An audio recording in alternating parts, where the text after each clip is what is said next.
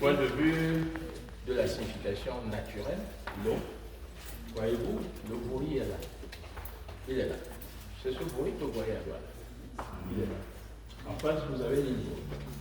Juste en face, notre grand-père est enterré, juste en face, à 150 mètres. Il est au bord de l'eau. Il est construit comme un bateau qui vogue sur l'eau. Parce qu'en saison de pluie, les eaux débordent et envahissent toute cette eau. Jusqu'au gîte de Rodi, vous êtes sur les berges du Rodi. Vous êtes sur les berges.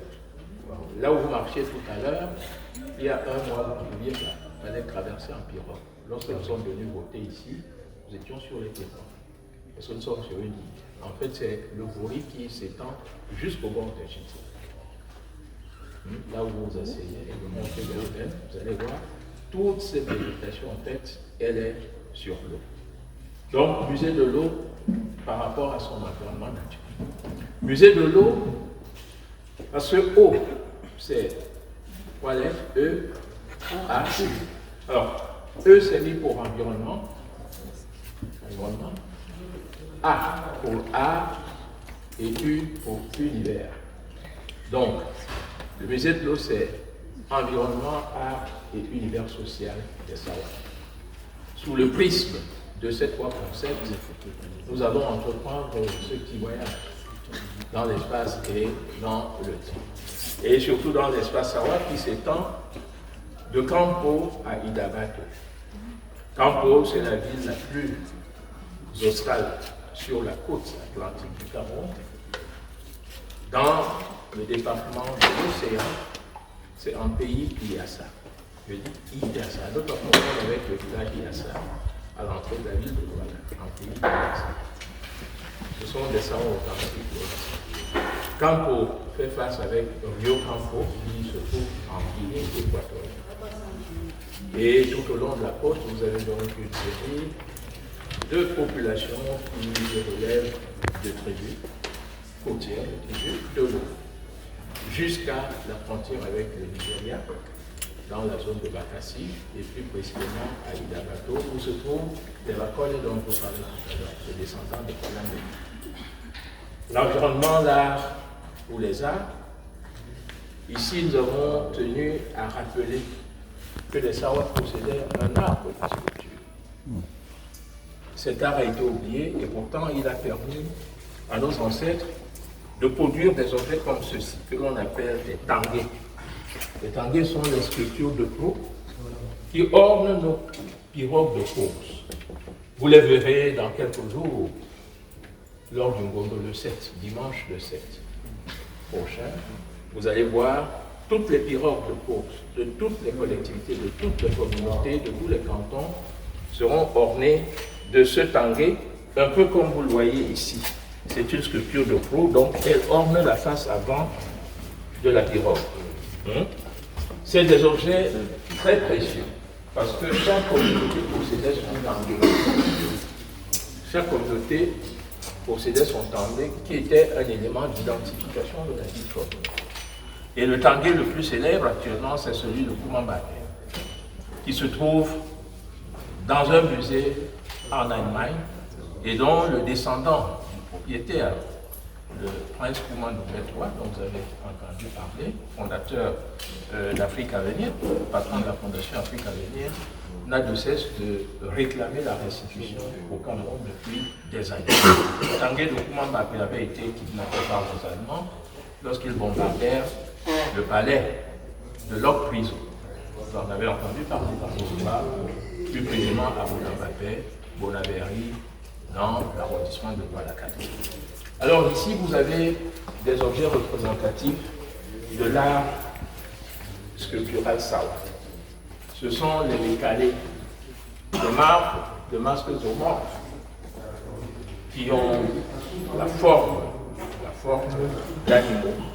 Donc là, par exemple, vous avez des masques qui rappellent des animaux, la biche, l'éléphant parfois, l'antilope, toutes sortes d'animaux que l'on pouvait retrouver dans nos forêts. Je parle de nos forêts parce que nous ne sommes pas tous de ça. Mais ici précisément, vous allez voir beaucoup de singes. Ah, vous en avez vu non? Si, il y en a beaucoup. Mais il n'y a pas que les singes, il y a des crocodiles. Il y a beaucoup de crocodiles ici. Des caïmans. Je crois qu'il y a 2 semaines, c'était quoi? Il y a 2 semaines, c'est quoi? Un caïman. Un pêcheur nous a ramené un caïman de cette taille. Il pesait peut-être 100 kilos. Oui. Il a été consommé, je me demande d'ailleurs. Alors il y a beaucoup de crocodiles. Hein? Et on en élève d'ailleurs là. Monsieur Kamanké, Monsieur Kamanké, il élève encore des crocodiles. Nous avons beaucoup de crocodiles dans le Bourri. Mais soyez rassurés. On se baigne dans le Bourri. Que vous voyez là, on boit l'eau du Bourri. Ici. Parce que l'eau est encore potable à ce niveau. Je ne vous conseille pas d'aller boire l'eau du Bourri à droite, parce qu'elle est polluée. Mais ici, vous pouvez la boire. De toutes les façons, nos ancêtres n'ont bu que l'eau du Bourri. Okay? Et cette eau abrite une faune très très diversifiée. Nous le verrons tout à l'heure un peu plus bas. Parmi lesquels des crocodiles. Mais jamais. Nous sommes installés ici depuis quoi, 15 générations, au moins. Jamais un crocodile n'a mordu un être humain dans l'eau. Jamais. On peut se laver ici pendant 2 heures sans être inquiété du moindre délit. Ça fait partie de la nature. L'homme domine la nature, comme cela peut se voir sur le tanguay ici. Sur tous les tanguay, il y a toute une signification. Les tanguay racontent toute une histoire. Vous avez toujours un personnage central, ici, qui chasse tous les autres, qui domine tous les autres personnages. Vous avez un singe ici. Vous avez je crois que c'est un rhinocéros ou un lion qu'on a voulu représenter ici. Vous voyez tous ces animaux. Là, vous avez un éléphant et vous avez toujours le fameux serpent qui se mord la queue. Il est là, le nyungo. Le nyungo, il est toujours là. Sur tous les tanguay, vous aurez toujours cette représentation. Je crois qu'ici c'est un éléphant. Et vous aurez un personnage central. Là, c'est un crocodile. Là, c'est un oiseau, je crois, un toucan. Donc, vous aurez des volatiles, vous aurez des reptiles, vous aurez des mammifères à 4 pattes qui seront représentés et symbolisant ainsi l'univers tout entier, à travers le règne animal, le minéral et le règne végétal. Donc, vous avez ici des éléments de l'art structural savoir et surtout cette zone royaume, telle que vous les avez vus tout à l'heure à la chefferie. Cette zone royaume-là, c'est une caractéristique de l'art savoir. Et c'est fait dans un bois particulier? Oui, généralement c'est fait dans le panneau, qui résiste à l'eau. Sinon, ces bois ne pourraient pas traverser les âges. Je vous dis, le tanguay de Koumambapé, c'était le 19e siècle. Mais en Allemagne. Ils sont faits dans des bois qui résistent. Alors, vous avez des objets comme ceci. Nous avons voulu ce musée aussi comme un panthéon pour les hommes de culture sawa, mais les hommes de culture qui ne sont plus de ce monde. Le panthéon se définit par rapport justement à la disparition que l'on voudrait transformer en présence de manière symbolique. C'est pour cela que vous allez retrouver ici des artistes dont vous avez tous entendu parler et qui sont partis. Vous avez les Fédana, les Petit François, oui, Cotobas, Providence, Luigi Lobet, Joël Todet, Charlotte Mambo, Manfred de Manga, Francis Bébé, Bébé Manga, et voilà, on parlait du Dombo.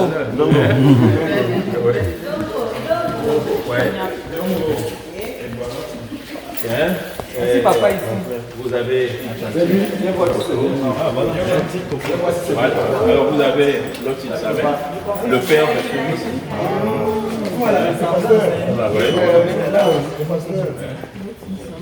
Vous avez des personnes moins connues comme Mozart, qui était un chant de la musique religieuse. Il est là. Son père, il y a le père. Vous regardez sur la gauche. Oui. Alors, de l'autre côté, vous avez François Senghor, un grand poète, Louis Fidel Longo, Ilonori Payayono. Ah, les livres de l'école primaire. Gédéon Pando, qui est un grand sculpteur, c'est l'auteur du monument de la réunification. Gédéon Pando, c'est un fils du CAM. Le professeur Roger Gabriel Lec, vous avez entendu parler de lui, qui fait un illustre défenseur dans la science du droit. Un sculpteur, Moïse Allais, le professeur Georges Darboux, aussi, économiste agrégé de sciences éco, le projet LPT agrégé de droit public. Philippe Edi Momadiba était peintre. Patrice Ndedi Penda est mort récemment. Oui. Il est mort récemment. Bon, Fernando d'Almeida, un très grand poète, l'un des plus grands poètes africains du siècle. Et Iouye Kalalobe, le père de la regrettée Suzanne Kalalobe. D'ailleurs, elle est là. Suzanne Kalalobe, elle est là. Bon, l'un de nos éminents patriarches initiés, Kandibouda Tokoro, qui était en même temps chef de Boumindale. Ouais. Vous avez Guido Orbonia, Alvin Koto, Suzanne Kalalobe. Alors, ici, vous avez une série de sculptures de peau. Ces deux sculptures de peau vous rappellent que nous organisons chaque année un très grand festival, le festival culturel Madiba. Et voilà les tangués du festival. Donc là, alors si nous nous retournons ici, nous avons quelques instruments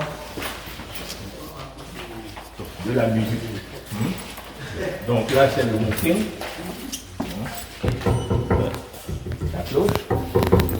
Ici, vous connaissez tous ces sons là, avec la calebasse, le mouquin, et voilà, sans oublier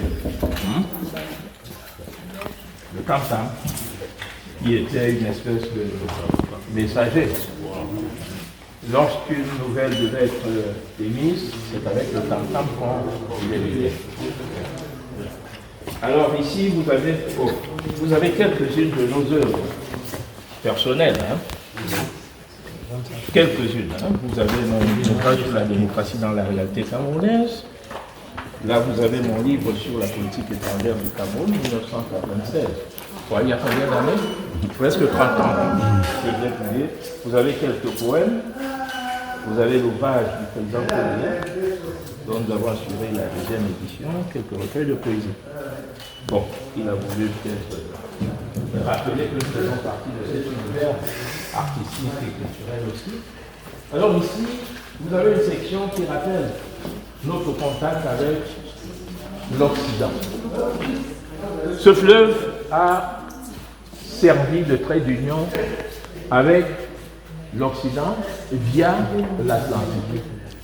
Un trait d'union tragique et dramatique, puisqu'il a été le vecteur d'un commerce abominable, la traite des nègres. Les populations de l'Interland du Cameroun, telles les Tikas, ont des descendants, notamment en Amérique. Ils sont là. Leurs ancêtres avaient été déportés en Amérique, aux Antilles, dans les Caraïbes, etc. Et aujourd'hui, on peut se poser la question de savoir pourquoi les Tikas, qui ne sont pas des peuples de la côte, ont leurs descendants aux Amériques. Simplement parce qu'il y avait des routes, ce qu'on appelait la route de l'esclave, par exemple. Lorsque nous étions ministres des Arts et de la Culture, entre 2015 et 2018, nous avions réussi à inscrire le Cameroun sur le projet de route mémorielle, la route de l'esclave à l'UNESCO. Nous avions entrepris justement, avec des experts de l'UNESCO, de refaire la trajectoire des esclaves tels qu'ils pouvaient partir de l'ouest jusque sur la côte camerounaise. Et ceux qui vont souvent à l'ouest peuvent se rendre compte qu'aujourd'hui encore, il est possible de partir de Bamenda à Bonabéry à pied sans rencontrer un obstacle naturel majeur. Le premier obstacle naturel majeur, c'est précisément le Wouri. Mais vous pouvez partir de Bamenda à Douala sans rencontrer un grand fleuve. Parce que même la falaise de Tchang, on la pente et il y avait des pistes qui permettaient de descendre de Tchang jusqu'à la plaine d'Embo. Et quand vous êtes à la plaine d'Embo, vous avez des bras du Cam. Ce fleuve s'appelant le Cam dans sa partie supérieure, qui serpente, mais qui en saison sèche disparaissent pratiquement. Donc on pouvait traverser. Et au-delà, à partir de Mélon jusqu'à Bonaveri, vous n'avez aucun grand cours d'eau que l'on ne puisse traverser à pied. C'est donc ainsi que l'on ramenait des esclaves, appelons-les ainsi parce que c'est la dénomination historique, de l'île d'Irlande jusque sur la côte. Et certains se retrouvaient donc, merci, certains se retrouvaient par exemple à Yabassi, en passant par l'eau, et on les embarquait de là pour les amener à Manoka ou à Bimbia, dans l'arrondissement de Limbe 3e, où se trouvent aujourd'hui les vestiges du port des esclaves de Bimbia. Alors nous avons voulu figurer cela à travers ce monsieur, qui est le symbole d'un esclave, celui-là également, et ces rois qui vendaient des esclaves. Ici vous avez un modèle de chaîne. Alors ce commerce se faisait pourquoi? Parce que ces rois, ces chefs étaient friands de ce qu'on appelait par la suite la pacotille. Et nous avons retrouvé sur le site de Sigabodio, ici, ces morceaux de verre qui ne datent pas d'aujourd'hui, qui datent d'au moins 2 siècles, ces morceaux-là. Vous vous doutez bien que nos ancêtres à nous, hélas, furent impliqués dans ce commerce. Hélas. Mais bon, ça c'est une autre histoire. Nous ne sommes pas comptables. Donc vous avez des outils comme ceci qui venaient de ce commerce-là. Et ici vous avez une représentation. Ça c'est Bimbia. Et là vous avez des acteurs majeurs comme Condoleezza Rice qui se réclament d'une ascendance camerounaise. Vous avez Quincy Jones, Spike Lee, Eddie Murphy et quelques autres encore qui se réclament d'ascendance camerounaise. Alors, ici, ce site de Sigabodio, les archéologues qui ont fait des découvertes majeures, qui révèlent qu'il a été occupé il y a 2500 ans. Il y a 2500 ans. Là, ce sont des poteries qui ont été découvertes à 2 mètres du sol, sur le chantier de l'installation de l'antenne téléphonique MTS. Lorsqu'ils faisaient les fondations, ils sont tombés sur des poteries. Nous avons fait venir des archéologues de l'université de Yaoundé qui ont daté ces poteries et qui se sont rendus compte qu'elles remontaient à 2500 ans. 2500 ans. Ce qui les a beaucoup enthousiasmés parce que c'était la deuxième découverte du genre que l'on faisait dans le littoral.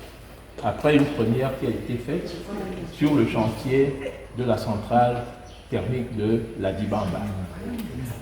Ils ont donc essayé de reproduire la stratification du sol et les différents niveaux, de sédimentation du sol à travers les âges. Ici, nous sommes à 2500 ans. D'ailleurs, ces découvertes archéologiques ont été synthétisées sur ce tableau. Là, ce sont les fosses. Et vous voyez la profondeur dans laquelle ils sont allés retrouver ces poteries. Donc, ce site a été occupé 2500 ans auparavant. Et 2500 ans, ça nous situe 500 ans avant Jésus-Christ. Alors, ce sont encore ces poteries. Voilà. Elles sont nombreuses. Il y en a même qui ont été retrouvées dans le fleuve. Bon, alors ici, vous voyez les armoiries de la chevalerie, la panthère. Vous verrez des panthères un peu partout ici. Parce que nous avions ici comme totem le caïman et la panthère. Si vous avez été attentif, vous verrez deux monuments qui rappellent le caïman d'abord, devant la chefferie, deux monuments. Et vous avez en face une panthère. Ça, c'est le totem de notre chefferie. Et vous voyez une peau de panthère ici, et vous retrouverez cela sur les armoiries de notre. Okay. Bon, ici ce sont les artefacts, des découvertes archéologiques réalisées ici. Là, vous avez des pierres du sanctuaire sacré de l'Étière au Sama. L'Étière au Sama se trouve à 6 km ici. Il porte le nom de la vieille grand-père de mon grand-père. C'est le sanctuaire le plus sacré chez les Sawa. On appelle ce sanctuaire le tourbillon de la Pléiade, l'Étière au Sama. C'est le seul endroit où on trouve des roches au bord de la mer, au bord du fleuve. C'est le seul endroit. Il n'y en a pas un autre jusqu'à l'océan Atlantique. Et là, ce sont des pierres sacrées qui sont réputées être les sièges des ondines, ce qu'on appelle communément les Mamiwata. C'est ça. Ce sont des pierres sacrées. Alors ici, vous avez le rappel de ce que nous avons une faune très très riche. Là, c'est une peau de Loma. Une peau de python. Une peau de python, il y en a beaucoup ici. Il y a beaucoup de pythons ici. Comme il y a beaucoup de bois dans ce paysage-là. Bon, ici, toujours les vestiges. Partout où vous avez le nom, cela veut dire que l'entité qui est désignée a été là. Là, c'est un crâne d'éléphant. Un crâne d'éléphant, c'est une mâchoire énorme, comme vous dites. C'est un fémur. Et là, c'est un buffle, une tête de buffle. Là, je crois que c'est un singe, un phacochère ici. Tous ces animaux vivent dans nos forêts ici. Et ces animaux, dont les crânes ont été extraits, ont vécu ici. L'éléphant, pas, puisque ces ossements nous ont été offerts. Alors,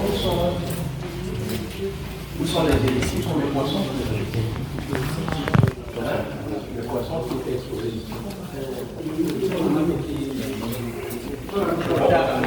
Il les a ramenés. Bon, nous sommes un peu de l'eau. Et on rappelle qu'il y avait des instruments de pêche. Donc là, c'est un filet de pêche. Il y a beaucoup de poissons dans le Gori. Mais il y a peu de pêcheurs aujourd'hui. Parce que tout le monde veut. Voilà. Pour cela, vous pouvez arriver ici et ne pas trouver du poisson autant que vous. Et alors ici, nous sommes dans la section de la spiritualité. Cette section de la spiritualité met en évidence des objets utilitaires. Et dans la société traditionnelle africaine, l'idée de procréation et de continuation, de perpétuation des lignées était très prégnante. C'est pour cela qu'on ne pouvait pas, par exemple dans les Grassfields, on ne pouvait pas concevoir qu'un chef puisse ne pas être en mesure d'engendrer. C'est pour cela que quand on arrêtait un chef, un futur chef, on l'introduisait dans le lacan avec des femmes, jusqu'à ce qu'il prouve qu'il est capable. Voilà. Mais pour qu'il soit capable, il fallait bien qu'il puisse être accompagné, mais il ne suffit pas d'être accompagné. Il fallait aussi être fécond, et pas seulement fécond, il fallait être libre. Alors dans nos sociétés, nos ancêtres avaient inventé des réponses à tous les problèmes. Et dans ce village, par exemple, il y avait, jusqu'aujourd'hui d'ailleurs, il y a des écorces qui traitent l'infertilité des femmes. Il y en a, qui ont même été référencées par les ingénieurs des eaux et forêts. Elles sont cartographiées. Dernièrement, parlé de l'Ilomba, par exemple. Il y a beaucoup d'essences qui traitent. Il y en a beaucoup. Bon, mais il pouvait se trouver qu'un homme perde sa virilité. Et il allait donc voir un ganga, un guérisseur, un praticien, qui l'aidait à résoudre son problème. Et il y avait un test qui, avant qu'il ne parte, devait lui permettre de vérifier si l'efficacité était attestée. Et lorsqu'il avait vérifié cela, on lui demandait de prendre cet outil, de le caresser et d'invoquer, de mettre une doléance. Et après, voilà. Attention.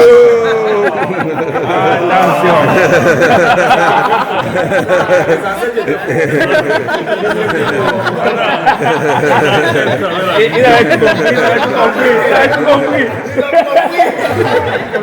avait vu le problème. Alors, bon, vous avez nos outils de pêche, là. Là, c'est les socos.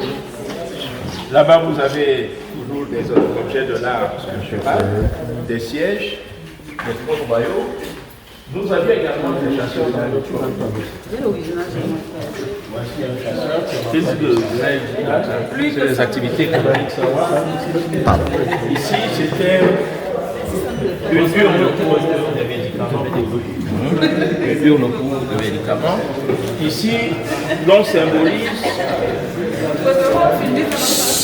des objets rituels, notamment à travers cette figure ô combien emblématique de l'univers de tous les peuples côtiers, l'ondine, la Mami Wata. Elle est là, la sirène. Bon, là, ce sont des éléments culturels, spirituels et rituels qui sont ici exposés. Cette pierre qui est une pierre de divination. Alors ici également,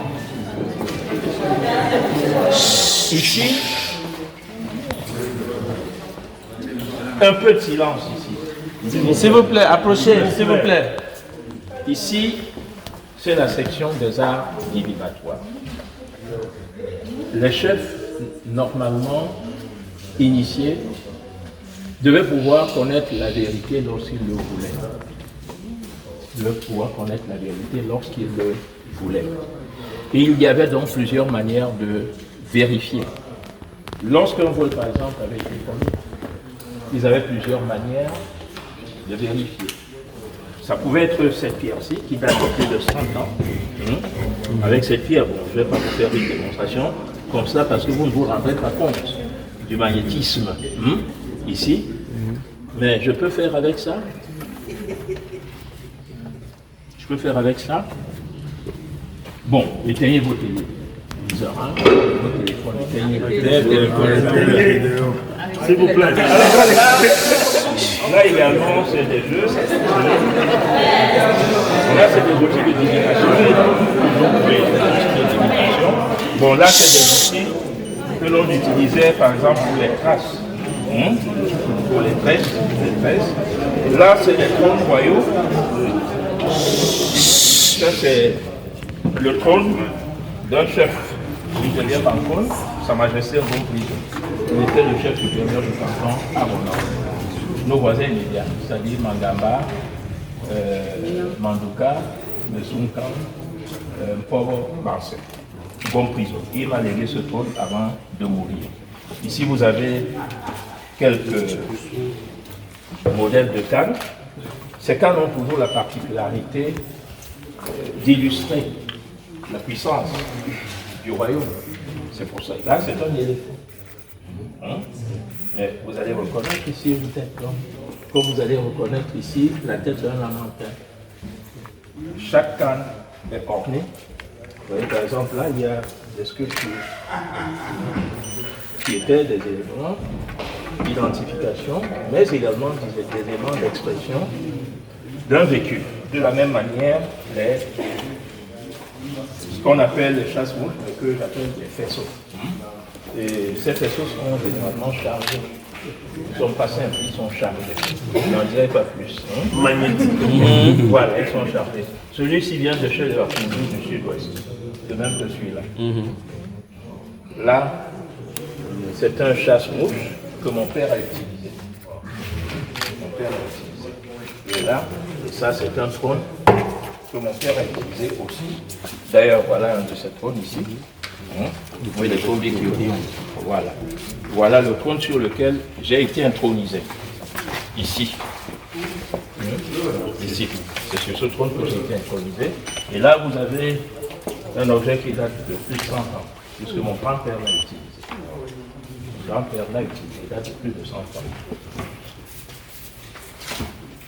Alors, de l'autre côté, vous avez là des plaques qui vous indiquent les différents cantons Sawa. Ils sont là, bon, leur localisation. Ici, vous avez Bonanja Siga Bonjo. Hein? Vous pouvez retrouver cela sur Google. Hein? Les limites, etc., un peu l'histoire. Il est là. Et vous avez le canton à quoi? Le canton Belle-Belle, le canton Belle. Et là, ce sont des cadres qui ont appartenu à des chefs historiques. À l'arrière, vous avez l'arbre du Sawa, le bout d'Apandai, le Dolé, le Mitumba, le Komangondor, le Ngondam Paul, et Koka Makwamba, avec des outils que notre grand-mère vous avez connu la lampe avant les néo. Elle est là. La lampe Aïda. Bon, la lampe tempête, qui est l'usage, on continue à l'utiliser. Bon, ici les pierres écrasées. Qu'on utilise encore dans bien de. Oui, absolument. Oui, qu'on utilise encore. D'ailleurs. Meilleur que les monnaies. Absolument. La mère de mon père, ma grand-mère, elle ne mangeait jamais une nourriture cuisinée avec le moulin. Bon, le foyer traditionnel. La pierre écrasée, celle-ci m'a été offerte par un chef Bassa, plus de 70 ans. Celle-ci. Bon, le fameux mortier et le piment, là ce sont des épices. Ouais. Le père a repassé. Un charbon. Bon, la tenue vestimentaire Sawa, celle que vous la voyez, là. Bon, il a suivi différentes évolutions. Bon, mais c'est la tenue basique. Ce n'est pas la tenue des chefs. Les chefs ont la calotte avec un base. Bon, les attributs, effectivement. Et quelques attributs sont ici exposés. Ok. Ça que je voulais voir. Oui. Alors vous avez la clé. Elle se porte de moins en moins. Oui. Mais généralement, on portait la clé. Sur le cou, et là vous avez quelques attributs. Ceux-ci viennent de l'océan. Pour le ramener,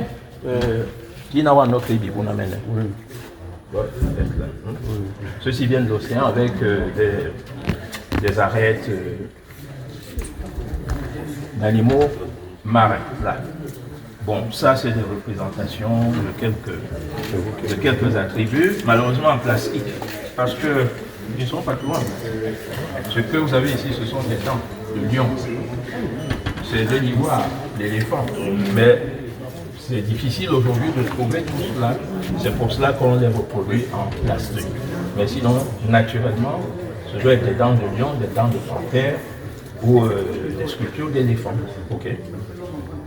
Bon, là, c'est les coris que vous connaissez très bien. Et les fameuses clés. Oui, les fameuses clés. C'est ça. Oui, les fameuses clés que l'on porte. Bon, évidemment, vous avez ici le tableau et une pirogue de clés. Voilà. Bon, voilà succinctement ce qu'on peut dire dans le cadre de ce parcours. Africa is proud and beautiful.